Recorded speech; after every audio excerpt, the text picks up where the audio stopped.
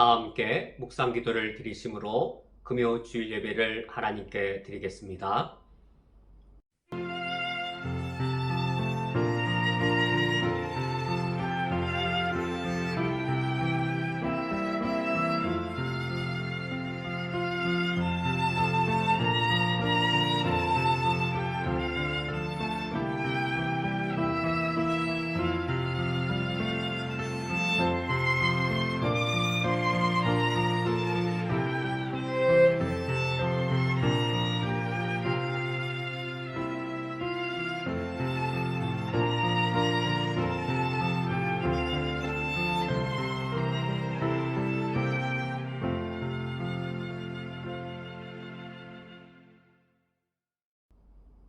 여호와를 경외하며 그의 길을 걷는 자마다 복이 있도다. 내 집 안방에 있는 내 아내는 결실한 포도나무 같으며 내 식탁에 둘러앉은 자식들은 어린 감람나무 같으리로다. 여호와를 경외하는 자는 이같이 복을 얻으리로다. 아멘. 여호와를 경외하는 가정을 복되게 하시는 주님, 우리의 온 가족이 주님을 경배하기 위하여 함께 모였습니다.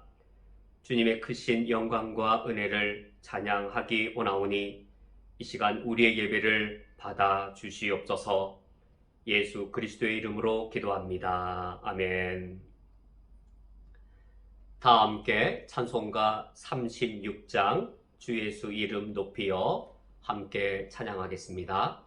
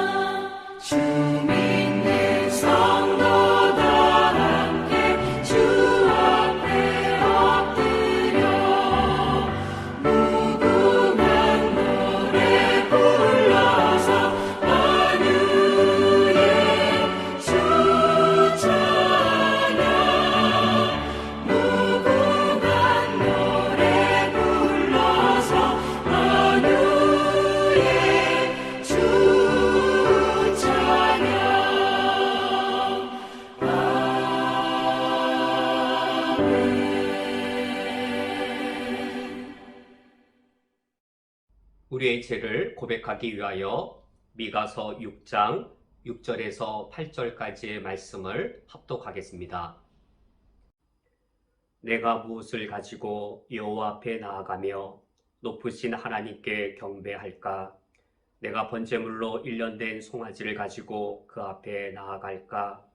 여호와께서 천천의 수량이나 만만의 강물 같은 기름을 기뻐하실까? 내 허물을 위하여 내 맏아들을 내 영혼의 주로 말미암아 내 몸의 열매를 드릴까? 사람아, 주께서 선한 것이 무엇임을 내게 보이셨나니 여호와께서 내게 구하시는 것은 오직 정의를 행하며 인자를 사랑하며 겸손하게 내 하나님과 함께 행하는 것이 아니냐. 아멘.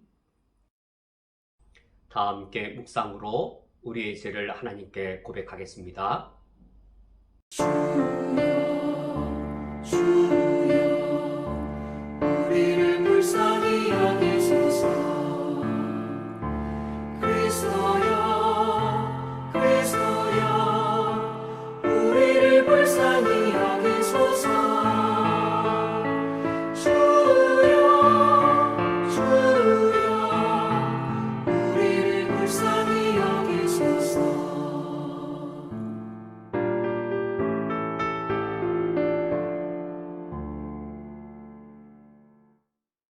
만일 누가 죄를 범하여도 아버지 앞에서 우리에게 대언자가 있으니 곧 의로우신 예수 그리스도시라. 그는 우리 죄를 위한 화목제물이니 우리만 위할 뿐 아니요 온 세상의 죄를 위하심이라. 아멘. 하나님 아버지시여, 이 요한일서의 말씀을 의지하여 우리 죄를 주님 앞에 아뢰이며 회개하오니 저희들을 불쌍히 여겨 주시옵소서. 진실로 이 말씀대로 예수 그리스도께서는 우리의 범죄함을 위하여 화목제물이 되어 주시며 우리의 의로움을 위하여 대언자가 되어 주셨습니다. 하나님께서 이 예수 그리스도의 구속의 은총과 능력에 의하여 우리에게 사죄의 은총을 베풀어 주시오니 하나님께 감사드립니다. 이제 하나님 아버지 앞에서 새로운 삶을 살아갈 때에 이 사죄의 은총에 합당한 삶을 살 것을 이 시간 다짐합니다. 새 언약의 백성으로서 내가 하나님의 소유인 것을 기억하며 이 세상을 구원하는 제사장 나라가 되며 세상의 빛과 소금으로서 거룩한 백성이 되겠습니다. 사죄의 은총에 합당한 삶을 살아갈 수 있도록 이 시간 성령을 통하여 우리에게 거룩의 능력을 더하여 주시옵고 내 영을 새롭게 회복하여 주시옵소서. 예수 그리스도의 이름으로 기도합니다. 아멘. 다 함께 성시 교독을 하시겠습니다. 교독문 12번 시편 19편을 교독하겠습니다. 하늘이 하나님의 영광을 선포하고 궁창이 그의 손으로 하신 일을 나타내는도다. 날은 날에게 말하고 밤은 밤에게 지식을 전하니 언어도 없고 말씀도 없으며 들리는 소리도 없으나 그의 소리가 온 땅에 통하고 그의 말씀이 세상 끝까지 이르도다. 여호와의 율법은 완전하여 영혼을 소성시키며 여호와의 증거는 확실하여 우둔한 자를 지혜롭게 하며 여호와의 교훈은 정직하여 마음을 기쁘게 하고 여호와의 계명은 순결하여 눈을 밝게 하시도다. 여호와를 경외하는 도는 정결하여 영원까지 이르고 여호와의 법도 진실하여 다 의로우니 금 곧 많은 순금보다 더 사모할 것이며 꿀이 송이꿀보다 더 달도다. 아멘. 다 함께 사도신경으로 우리의 신앙을 하나님께 고백하시겠습니다. 전능하사 천지를 만드신 하나님 아버지를 내가 믿사오며 그 외아들 우리 주 예수 그리스도를 믿사오니 이는 성령으로 잉태하사 동정녀 마리에게 나시고 본디오 빌라도에게 고난을 받으사 십자가에 못 박혀 죽으시고 장사한 지 사흘 만에 죽은 자 가운데에서 다시 살아나시며 하늘에 오르사 전능하신 하나님 우편에 앉아 계시다가 저리로서 산자와 죽은 자를 심판하러 오시리라. 성령을 믿사오며 거룩한 공회와 성도가 서로 교통하는 것과 죄를 사하여 주시는 것과 몸이 다시 사는 것과 영원히 사는 것을 믿사옵나이다. 아멘. 다 함께 찬송가 80장 천지에 있는 이름 중 찬양하시겠습니다.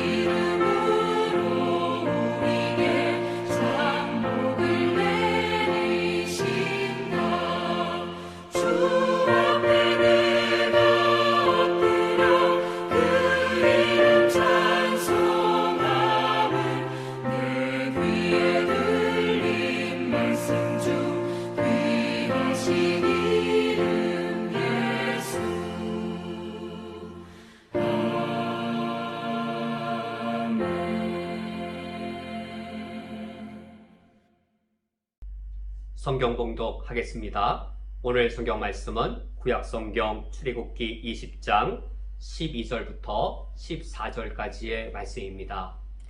오늘 성경 말씀을 제가 봉독해 드리겠습니다. 내 부모를 공경하라. 그리하면 내 하나님 여호와가 내게 준 땅에서 내 생명이 길리라. 살인하지 말라. 간음하지 말라. 아멘. 다 함께 기도하고 말씀을 듣겠습니다. 하나님 아버지, 5월 가정의 달에 우리에게 가정을 선물로 주신 주님께 감사드립니다. 오늘 주의 말씀을 들으며 우리 각 가정의 아름다움과 소중함에 그 축복들이 충만히 임하게 해 주옵소서. 예수 그리스도의 이름으로 기도합니다. 아멘. 어느 한 잡지사에서 가정이란 무엇인가 이런 설문조사를 했습니다. 800명의 사람들에게 조사를 했는데 그 중에 어떤 분의 답변이 이렇습니다. 가정은 아버지의 왕국이요, 어머니의 세계요, 자녀들의 낙원이다. 이 답변을 보면 왠지 모순되는 것 같기도 하고 그래서 신비로운 답변입니다. 그런데 사실이죠. 가정은 아버지의 왕국인데 그런데도 어머니의 세계이고 그런데도 자녀들의 낙원입니다. 이 모든 것이 동시에 가능한 곳, 아버지가 왕인데도 어머니의 세계가 되고 자녀들의 낙원인 곳, 이것이 가능한 곳이 바로 가정입니다. 어떻게 이것이 가능할까? 이제 또 다른 분의 답변을 보면 그 이유의 해답의 힌트를 발견할 수 있을 것 같습니다. 가정은 작은 자가 크게 되고 큰 자가 작게 되는 곳이다. 바로 이 원리 때문에 가정이 아버지의 왕국이면서 어머니의 세계도 되고 자녀들의 낙원이 되는 것이죠.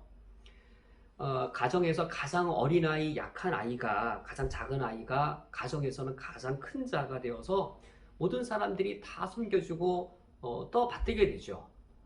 누군가가 아파서 가장 몸이 약해지면 아프고 가장 약한 사람, 몸 다 나을 때까지 가장 크게 큰 자로 받들고 섬겨주지요. 반면에 큰 자가 작게 되는 것, 가장 힘도 세고 가장 건강한 사람이 가장 힘들고 가장 수고스러운 일들을 감당하는 것. 그래서 가정은 이처럼 신비롭게 또 모순된 것처럼 보이지만 신비롭게 이런 아름다움이 깃들 수 있는 곳입니다. 또 한 분의 답변을 보면 정말로 가정은 이 세상에 유일한 곳이다 라는 걸 알 수 있겠는데, 가정은 나의 위가 하루 셋대 밥을 얻어먹는 곳이요, 나의 마음은 1000번이나 편안함을 얻는 곳이다. 하루 셋대 밥을 얻어먹을 수 있는 곳, 가정밖에 없겠지만 더더욱더 내 마음이 하루에 1000번이나 편안함을 얻을 수 있는 곳, 이러한 곳이 이 세상에 가정 말고 어디에 있겠는지요. 가정이 아닌 곳에서 상상이나 할 수 있겠는지요. 우리가 가정이 있기 때문에 가정은 이래야 한다, 또 가정은 이것이 가능하다라고 우리가 기대할 수 있습니다. 하나님께서 최초의 인류 아담과 하와에게 에덴 동산에서 이 가정을 선물로 주셨을 때 바로 이러한 모습으로, 이러한 큰 축복과 이러한 큰 행복을 위해서 가정을 우리에게 선물로 주셨습니다. 어느 가정이든 시련이나 아픔의 때가 없을 수 없습니다.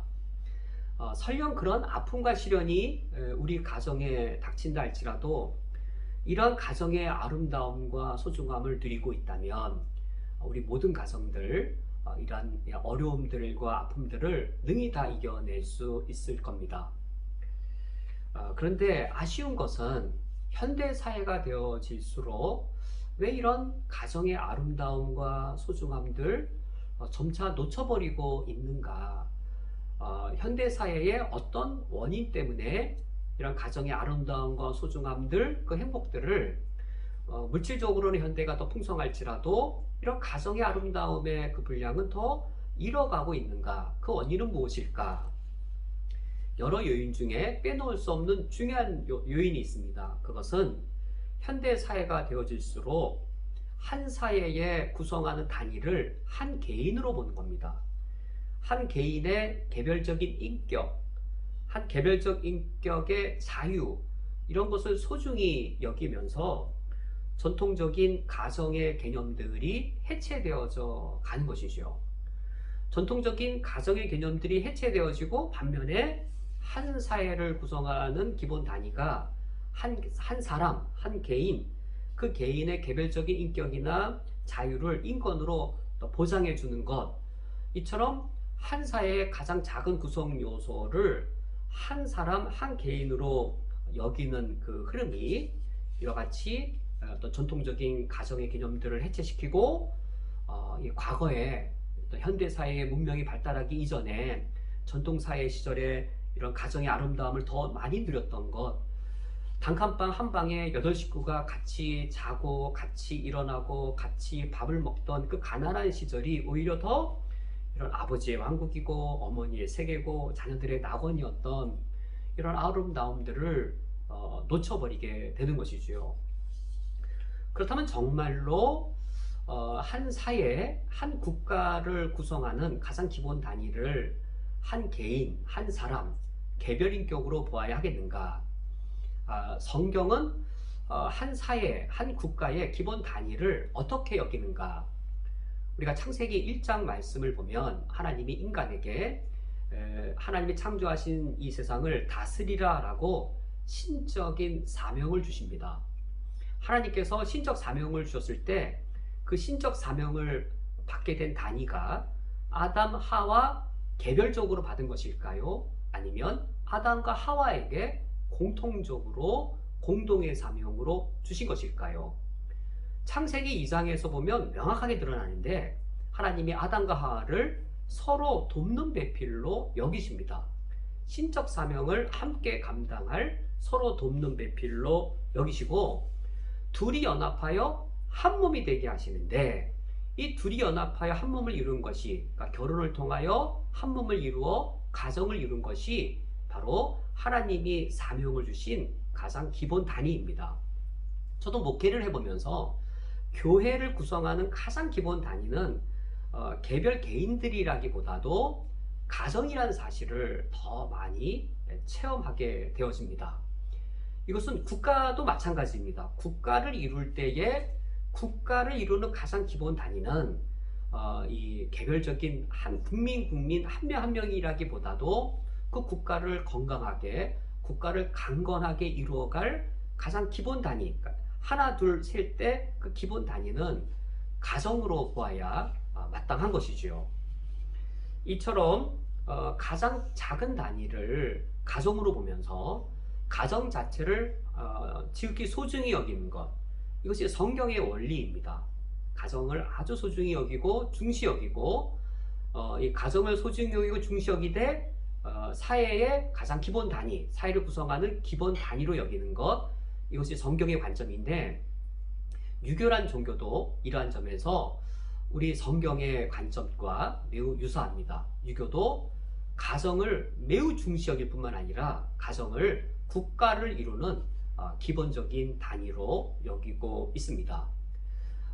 그래서 오늘 말씀에서는 우리가 유교와 비교하면서 과연 가정의 의미는 무엇이고 국가 안에서 가정의 기능과 역할들은 무엇인가, 우리 하나님께서 어떤 의미에서 가정을 소중하게 여기시고 이러한 우리 가정들은 하나님이 창조하신 이 세계 속에서 마땅히 어떤 역할과 이 소명들을 감당하게 되는가, 우리 가정들이 이것들을 지향할 때 하나님이 에덴 동산에 처음 설계하신 가정의 아름다움과 행복이 가능하게 되어집니다. 우리가 오늘 그리하여 유교와 비교하면서 하나님이 우리에게 처음 주신 그 가정의 소중함과 의미가 무엇인지를 계속하여 살펴보겠습니다. 먼저 유교에 대해서 살펴보겠습니다. 유교도 우리 기독교와 마찬가지로 가정을 매우 중요한 것으로 가르칩니다. 그리고 가정이 국가와 매우 의미 있게 관련성을 맺는 것으로 가르치고 있습니다. 이런 사실에서는 우리 기독교나 유교가 매우 닮았습니다.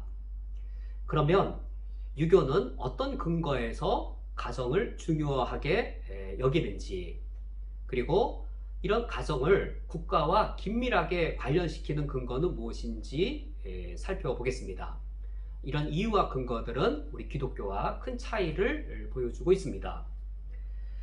유교의 경전에 효경이 있습니다. 효에 대한 가르침들을 모아놓은 경전입니다. 이 효경의 앞부분 서두에 공자의 말을 인용하는데, 효는 모든 덕의 근본이며 모든 가르침이 여기서 시작된다라는 이 공자의 말입니다. 이런 공자의 가르침에 의하면 모든 덕들의 근본이 효입니다. 유교는 덕을 강조하지요.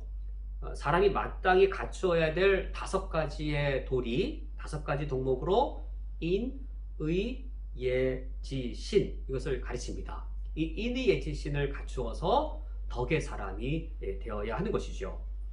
그런데 인이든 의이든 예이든 이 모든 덕목들의 근본이 효이다라는 것입니다. 그러면서 더 설명하기를, 이 인을 통해서 효가 보편성을 갖게 되어지고, 인이 예지신의 예란 예법, 어떤 예식, 제사와 같은 어떤 예를 행하는 것들이죠. 이러한 예를 통해서는 효가 규범화되어지고, 그리고 의를 통해서는 효가 객관화되어진다라고 설명하면서 효를 모든 덕들의 근본으로 매우 중요하게 가르칩니다. 그렇다면 이 효가 행해지는 것은 누구와 누구 사이에 효가 행해지는 것인가요? 당연히 이 효의 핵심은 부모 공경이어서 이제 아들이 아버지에게 행하는 것이 바로 효인 것이죠. 이의 예지신에서 이 의란 군신유의, 임금과 신하 사이에 행해질 덕목이 의였습니다. 그건 이제 국가의 경우죠. 그런데 이 효는 아버지와 아들 사이에서 행해지는 것인데 바로 가정입니다. 가정의 윤리가 효입니다. 모든 덕들의 근본인 효가 행해지는 곳, 가정의 윤리가 효입니다. 그래서 유교의 관점에서는 이렇게 가르치는 것이죠. 만약 어떤 사회가 덕스러운 사회가 되려면 어떻게 되어져야 하는 것인가요? 어떤 한 사회가 덕의 사회가 되려면 가정의 윤리인 효가 모든 덕의 기초가 되기 때문에 모든 사회에서 가정이 가장 기초가 되고 기본이 된다. 모든 사회의 가장 기본이고 기초인 가정, 여기서 효의 윤리가 잘 행해져야만 이제 그 사회 전체가 덕스러운 사회가 될 수 있는 것이죠. 바로 이런 의미를 담아서 수신제가 치국평천하라고 가르치게 된 겁니다. 수신제가 할 때 제가의 가가 가정인 것이죠. 치국평천하의 국이 이 국가인 것이죠. 그리하여 이 유교에서 가정을 아주 중시 여기는 그 근거는 모든 덕들의 근본이 효인데 가정의 윤리가 바로 이 효이기 때문입니다. 그러면 유교에서는 어떤 원리에 의해 가정과 국가가 연결된다라고 설명하는지요? 공자는 가정과 국가가 단절되어 있는 것이 아니라 가정은 국가로 연속된다라고 가르칩니다. 가정이 어떻게 국가로 연속될 수 있겠는지요?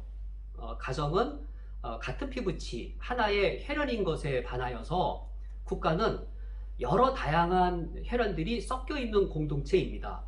그러므로 혈연이라는 원리로는 가정이 국가로 연결될 수가 없습니다. 그럼에도 불구하고 가정을 국가로 이렇게 연속시켜 줄 수 있는 그 원리는 무엇이겠는지요? 공자가 말하는 그 가정이 국가로까지 연속되어질 수 있는 그 원리란 무엇이겠는지요? 그것은 바로 공자가 가르친 효입니다. 공자는 효를 모든 덕들의 근본이라고 먼저 가르쳤습니다. 만약 효가 단순히 가정의 윤리라면 아들이 아버지에게 효를 행한 후 그 효는 거기서 그칠 겁니다. 그러나 효는 인의 예지신이라고 하는 모든 덕들의 근본이기 때문에 효는 가정의 영역에서만 머물지 않습니다. 가정의 윤리로서만 머물지 않습니다. 사회의 윤리로 확대가 되어지고 국가의 윤리로도 확대되어집니다. 그 효가 사회의 윤리로 확대되었을 때는 공손의 제가 되어지고 국가로 확대되어졌을 때는 무엇이 되겠는지요? 군주에 대한 충으로 효가 발전되어집니다. 맹자는 이렇게 가르칩니다. 부모에게 효를 잘 행하면 그 마음을 확충하여 군주에게 충하게 된다.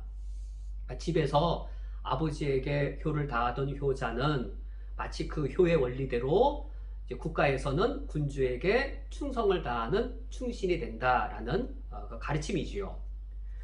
그리하여 유교에서는 이처럼 이 충을 효와 연결시켜서 가정과 국가를 서로 연속되게 만듭니다.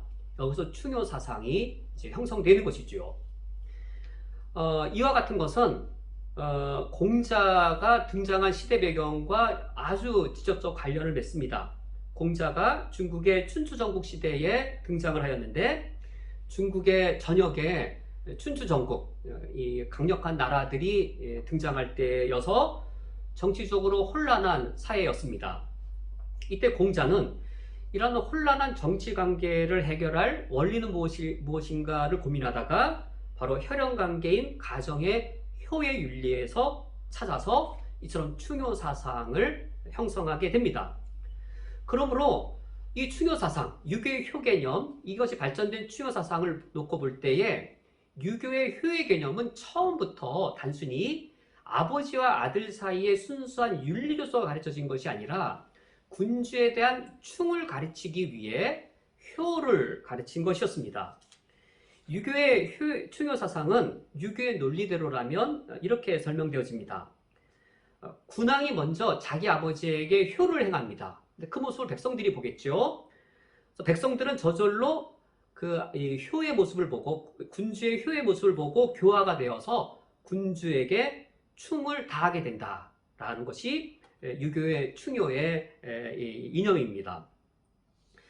이처럼 유교의 이 효의 개념은 근본적으로 어떤 이 정치적으로 어떤 통치자가 백성들을 다스리기 위하여 이 공자의 유교 이념으로 개발된 것이었습니다. 최근에 제가 한 흥미로운 논문을 하나 발견하였는데 제목이 시진핑의 효 사상과 리더십 연구입니다. 바로 이러한 이 군왕이 먼저 부모에게 효를 잘하면 백성들이 그 모습을 보고 군주에게 충을 다한다라고 하는 이런 효 사상이 지금 시진핑의 리더십에 반영되어 있다. 그것을 논증하기 위한 박사 논문이었습니다.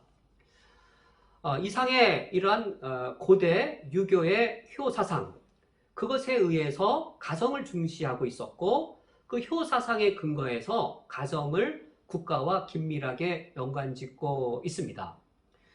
한편 가정을 중요하게 여기는 것이나 가정을 국가와 무관하게 여기는 것이 아니라 국가의 관점에서 가정을 바라보는 것은 우리 성경이 가르치는 매우 중요한 사실입니다. 그럼에도 불구하고 유교의 효 사상에서는 매우 우리가 이성과 양심에 비추어 볼 때 불편하고 곤란한 점들이 있습니다. 이러한 것이죠. 먼저 유교의 효 개념은 충과 관련되어지기 때문에 군왕과 신하의 관계가 철저한 상하 관계이고 명령을 하면 신하는 희생을 할지라도 그 희생을 감수하고 충을 해야 되는 것이죠. 그래서 유교에 있어서의 효의 개념이 아버지와 아들의 관계가 철저한 상하 관계이고 가부장적이고 권위적이고 심지어 아들과 자녀가 심한 어떤 이 과도한 희생을 할지라도 그 효란 이름으로 그걸 요구하게 되어지는 것이죠. 효의 참된 개념과 건강한 개념이 충분히 담기기가 어려워지게 되었습니다. 또한 이 효의 개념 하나로 가정의 윤리를 다 설명할 수 있겠는지요? 효 하나의 개념으로 가정을 다 설명하기에는 매우 불충분합니다. 이 효 하나의 개념으로 사회를 설명하고 정치를 설명할 수 있겠는지요? 그런 면에서도 상당히 어려움들이 있습니다. 십계명을 볼 때 이와 같이 가르치는 것을 훨씬 더 넘어서고 있는 것을 우리가 발견할 수 있습니다. 또 한 가지의 비판은 이러합니다. 유교의 효의 개념은 또 통치를 위한 것이었는데 한 신학자가 유교의 효사상을 이렇게 비판합니다. 성경을 볼 때 성경에서는 효를 이용하여 다른 사람을 용이하게 지배하도록 가르친 적이 없다. 그런 면에서 유교의 효 개념에 어떤 부족한 점들, 또 시정해야 될 점들이 있습니다. 그렇다면 성경에서는 가정의 중요성을 어떻게 가르치고 국가의 관련성 속에서 가정의 의미와 가치를 어떻게 가르치고 있는지요. 우리가 이어서 성경에서 유교에 비하여 이 완전하고 온전하게 가르치는 이 가정의 의미들에 대하여 계속하여 살펴보겠습니다.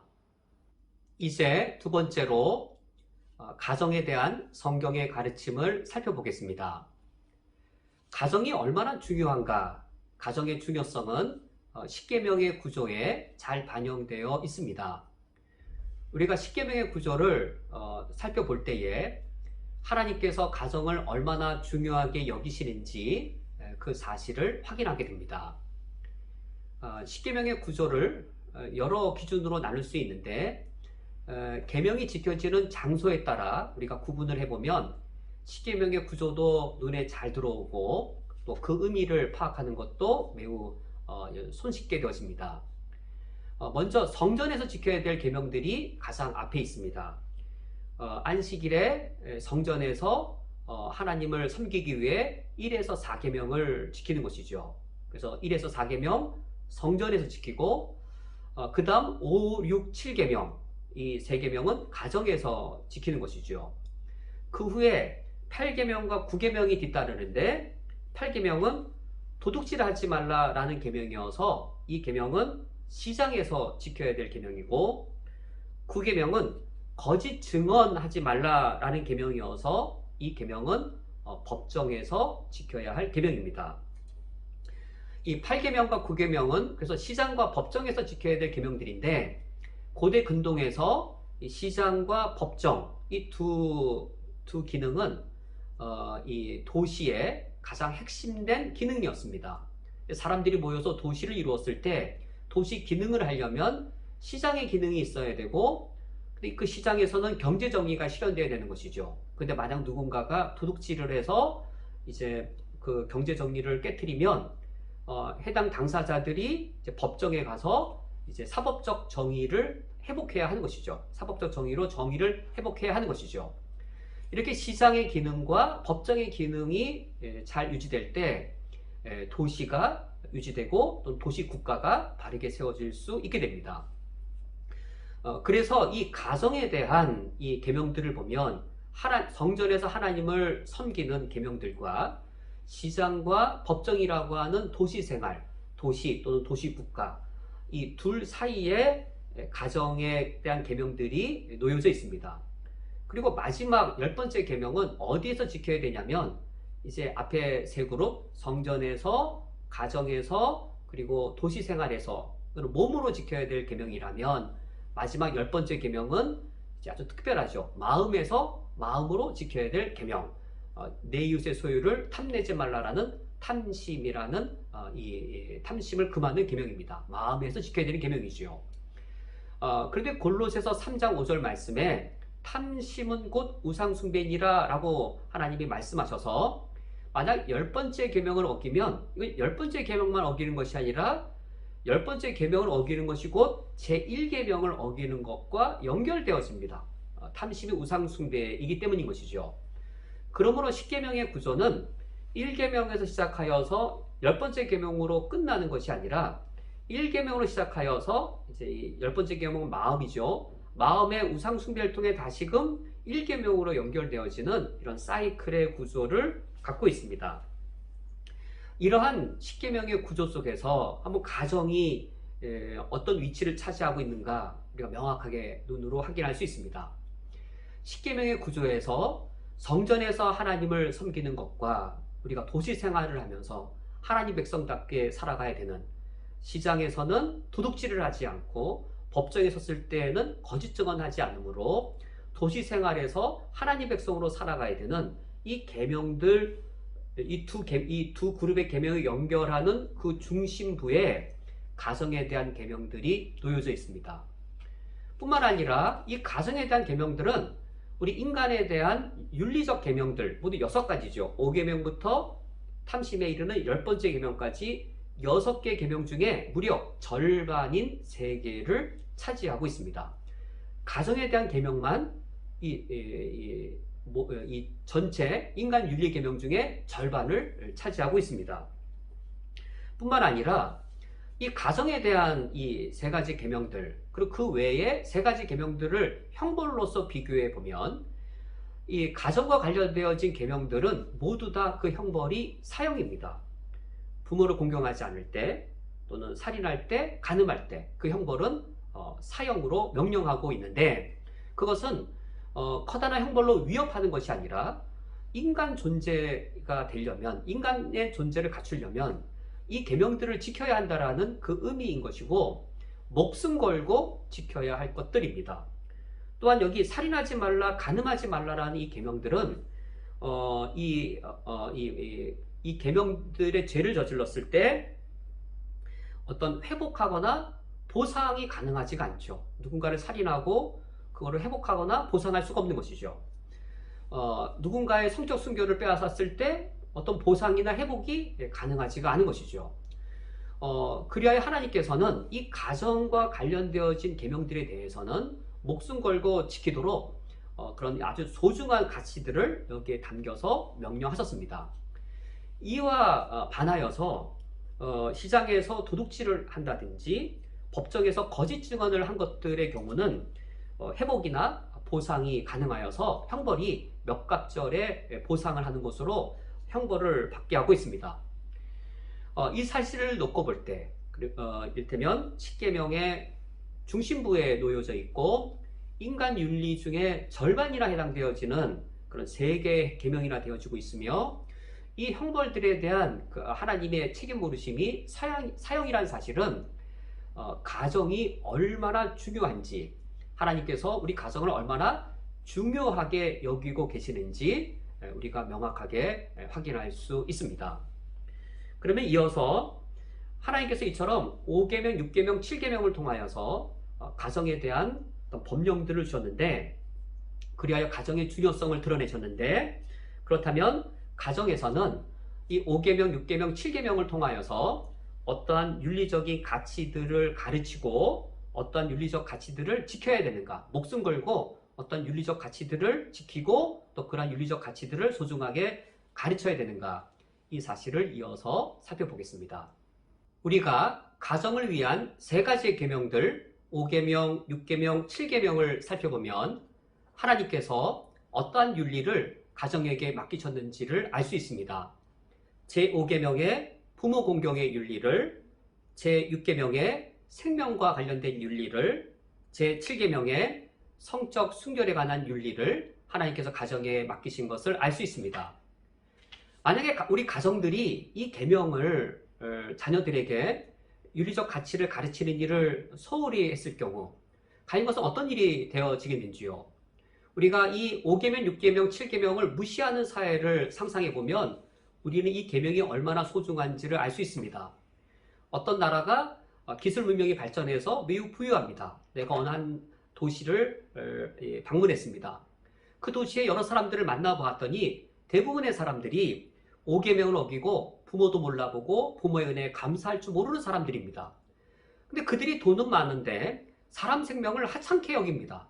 뿐만 아니라 그 많은 돈으로 성적 쾌락에 도취하며 살아갑니다.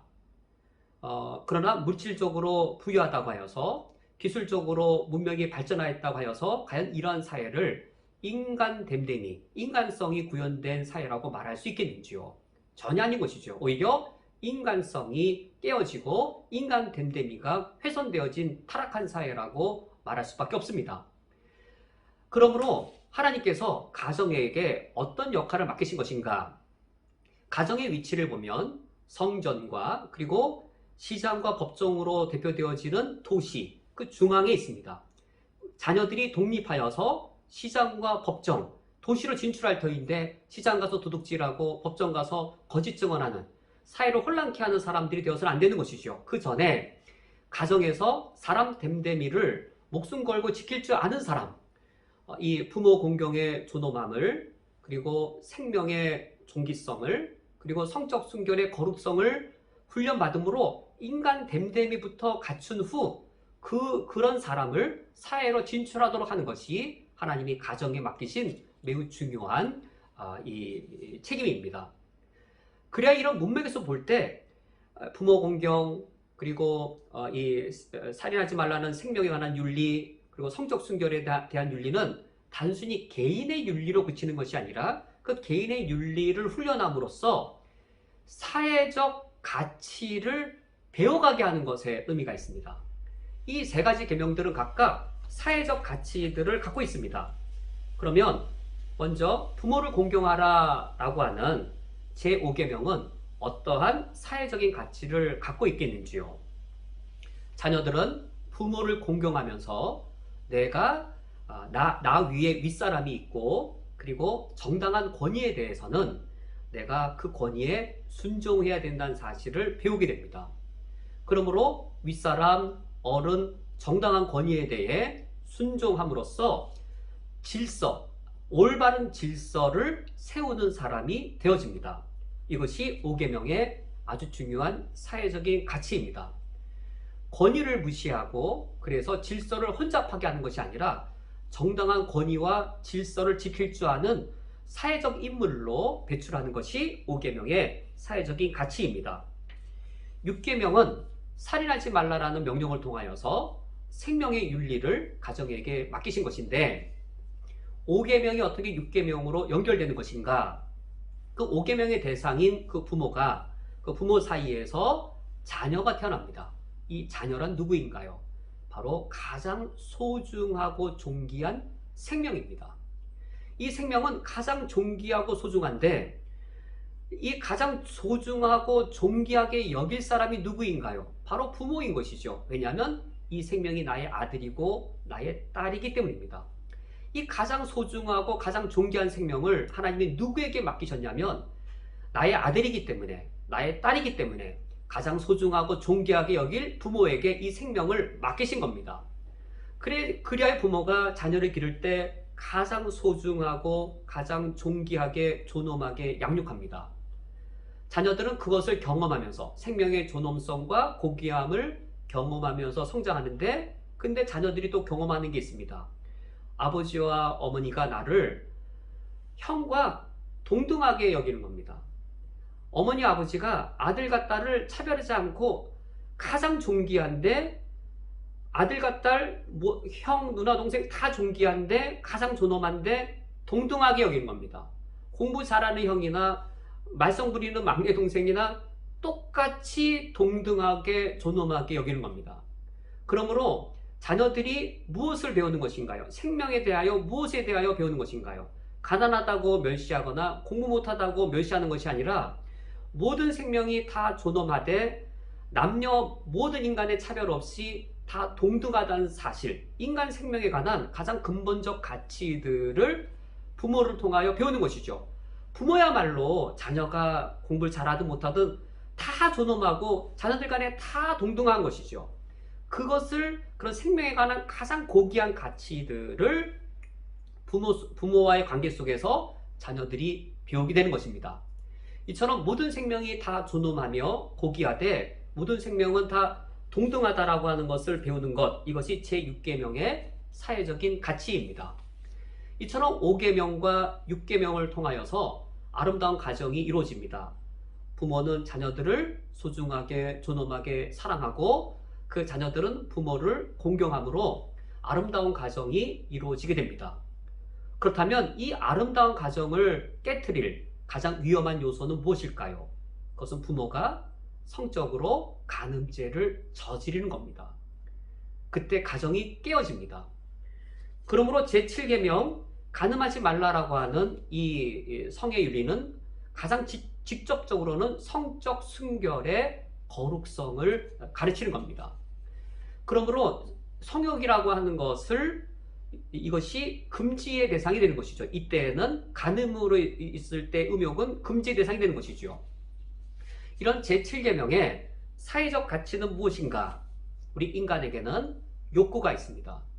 그런데 가정이란 공동체를 지키기 위하여 나의 욕구를 금지할 때가 필요하듯이 내가 사회에 진출했을 때 우리 공동체를 보존하고 성장시키기 위하여 어떤 욕구는 내가 금해야 될 때가 있고 어떤 욕구는 내가 정당할지라도 절제해야 될 때가 있습니다.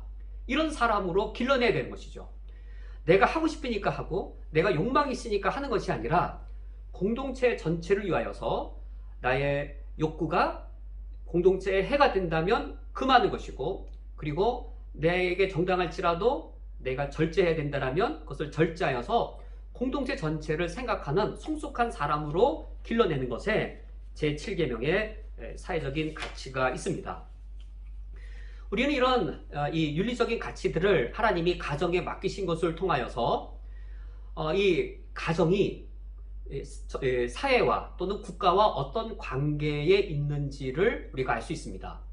하나님께서는 가정을 사회의 가장 기본 단위로서 그리고 모판으로 하나님이 가정을 세우신 겁니다.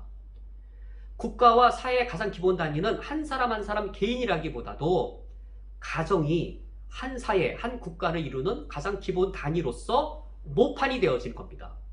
한 사회의 가장 모판으로서 여기서 사람 됨됨이를 갖춘 자녀들이 양육되고 길러져서 법정으로 사회로 진출되어 그 사회를 섬기게 되는 것이지요. 이것이 하나님께서 가정을 중요하게 여기시는 이유와 목적입니다.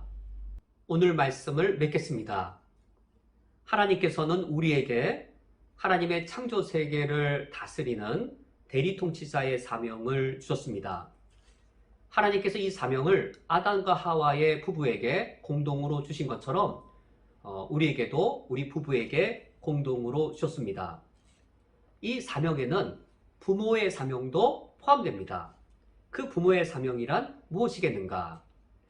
부모의 사명이란 우리 자녀를 하나님의 창조 세계를 대리하여 다스리는 통치자로 길러내는 것입니다.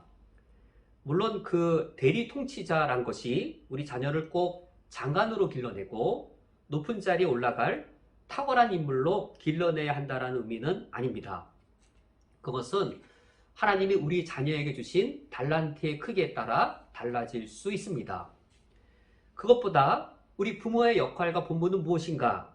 우리 자녀가 시장에 가서 도둑질하지 않음으로 경제 정의를 지켜가는 자, 법정에 섰을 때 거짓 증언하지 않음으로 우리나라의 사법 정의를 지켜나가는 자, 그리하여 우리나라의 정의와 질서를 바르게 지켜갈 인물로 길러내는 것, 그리하여 하나님의 사랑과 정의가 우리나라 땅에 깃들 수 있도록 하나님의 대리통치자 역할을 하도록 하는 것, 이것이 부모의 사명입니다. 그런데 만약 우리 자녀들이 하나님께로부터 탁월한 은사를 받았다면 우리는 더욱더 우리 자녀들이 높은 자리에 올라가서 많은 사람들을 다스리는 군림하는 자가 아니라 많은 자를 섬기는 자로 길러내야 하겠습니다. 만약 너가 시장에서 높은 자리에 올라간다면 그 시장이 경제 정의에 어긋나지 않도록 운행되게 하므로 많은 사람이 억울함을 겪지 않도록 섬기는 자가 되라. 내가 만약 법정에 높은 자리에 올라간다면 그 법정이 사법 정의에 어긋나지 않도록 그리하여 많은 사람이 억울함을 겪지 않도록 섬기는 자가 되라라고 가르쳐야 합니다. 만약 이렇게 된다면 하나님의 나라가 이 세상에 임하게 될 것입니다. 우리가 살아가는 이 땅에 우리가 주기도문에서 기도하는 대로 하나님의 나라가 임하는 일, 바로 이 일에 있어서 가정의 역할이 매우 중요합니다. 오늘 말씀을 기억하며 함께 다짐의 기도를 드리시겠습니다. 우리 가정이 아버지의 왕국이요 어머니의 세계요 자녀들의 낙원이 되게 하소서. 우리 자녀들에게 십계명의 말씀대로 부모 공경의 고귀함, 생명의 존귀함, 성적 순결의 거룩성을 가르칠 수 있게 하소서. 우리 가정이 하나님 나라의 모판의 역할을 잘 감당하게 하소서. 이러한 기도 제목으로 함께 다짐의 기도를 주님께 드리시겠습니다.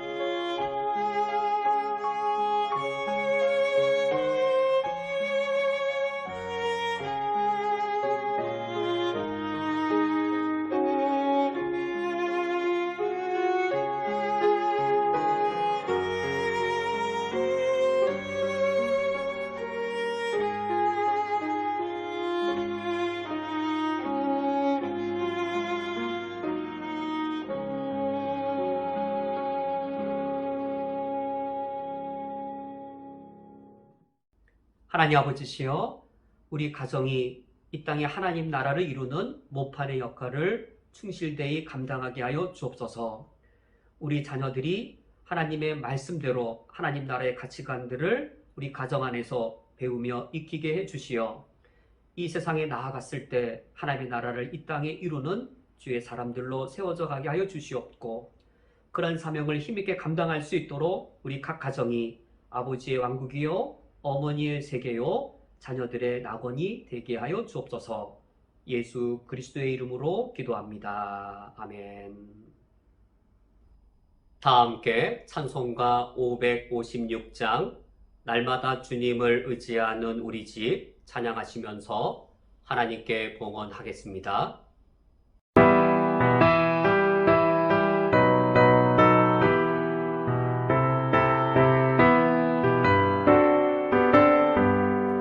날마다 주님을 의지하는 우리 집 온 가족 복되어라. 다 함께 모여서 찬양하니 하늘의 위로가 넘쳐나네. 할렐루야. 우리 가족 사랑과 행복의 안식처. 할렐루야. 우리 가족 주님만 모시고 살아가니. 아버지 어머니 사랑하고 형제와 자매들 후회하니. 세상의 풍파가 밀려와도 주 사랑 안에서 두려움 없네. 할렐루야. 우리 가족 사랑과 행복의 안식처. 할렐루야. 우리 가족 주님만 모시고 살아가니. 말씀과 기도가 풍성하고 기쁨과 감사가 가득하니. 하나님 우리 집 생각하사 대대로 복되게 하시도다. 할렐루야. 우리 가족 사랑과 행복의 안식처. 할렐루야. 우리 가족 주님만 모시고 살아가니.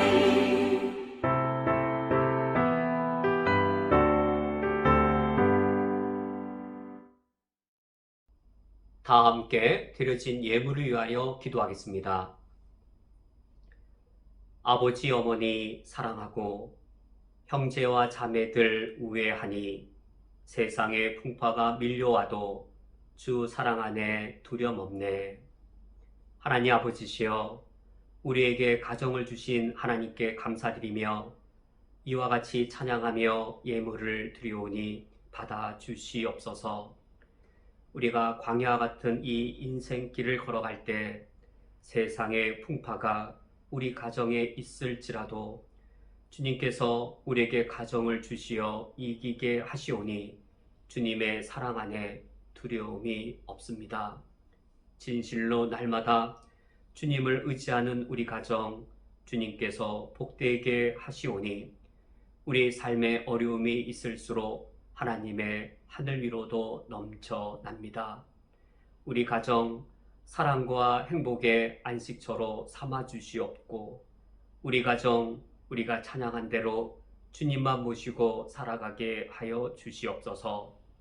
주님을 믿는 믿음 안에 두려움이 없으며 주님의 사랑 안에 두려움이 떠나갈 것이오니 오늘 하루를 살아가며 이번 한 주간을 살아갈 때에 천국 소망으로 담대하게 살아가게 하여 주시옵소서.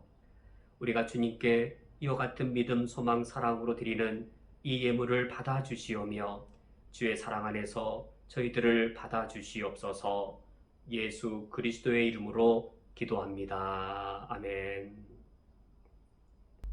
다 함께 천국 백성의 윤리인 십계명을 도독하시겠습니다. 하나님이 이 모든 말씀으로 말씀하여 이르시되 나는 너를 애굽 땅 종되었던 집에서 인도하여 낸 내 하나님 여호와니라. 너는 나 외에는 다른 신들을 내게 두지 말라. 너를 위하여 새긴 우상을 만들지 말고 또 위로 하늘에 있는 것이나 아래로 땅에 있는 것이나 땅 아래 물속에 있는 것에 어떤 형상도 만들지 말며 그것들에게 절하지 말며 그것들을 섬기지 말라. 너는 내 하나님 여호와의 이름을 망령되게 부르지 말라. 안식일을 기억하여 거룩하게 지키라. 내 부모를 공경하라. 살인하지 말라. 간음하지 말라. 도둑질하지 말라. 내 이웃에 대하여 거짓 증거하지 말라. 내 이웃의 집을 탐내지 말라. 예수께서 이르시되 내 마음을 다하고 목숨을 다하고 뜻을 다하여 주 너희 하나님을 사랑하라 하셨으니 이것이 크고 첫째 되는 계명이요 둘째도 그와 같으니 내 이웃을 내 자신같이 사랑하라 하셨으니 이 두 계명이 온 율법과 선지자의 강령이니라. 아멘. 다 함께 천국 백성의 기도인 찬송가 635장 주기도문을 찬양하시겠습니다.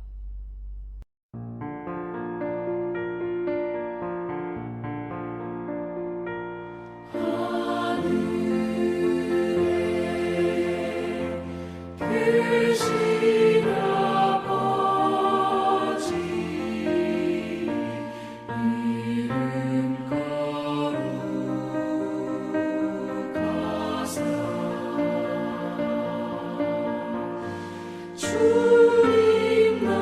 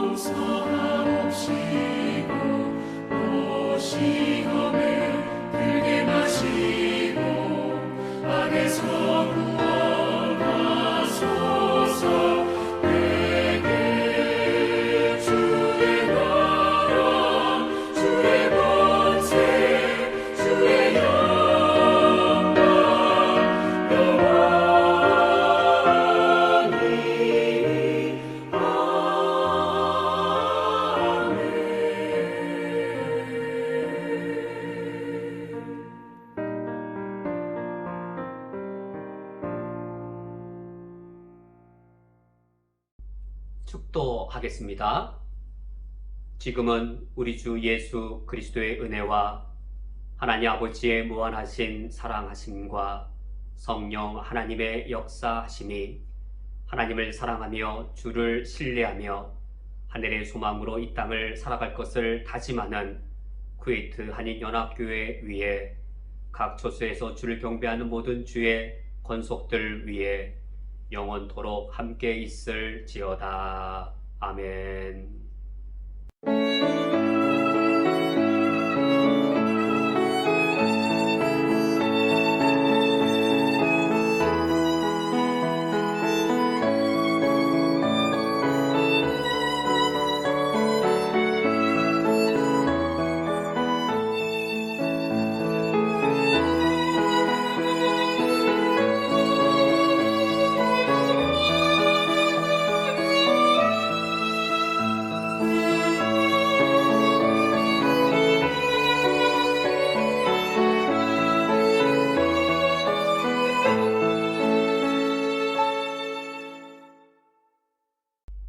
교회 소식을 전해드리겠습니다. 예배 안내입니다.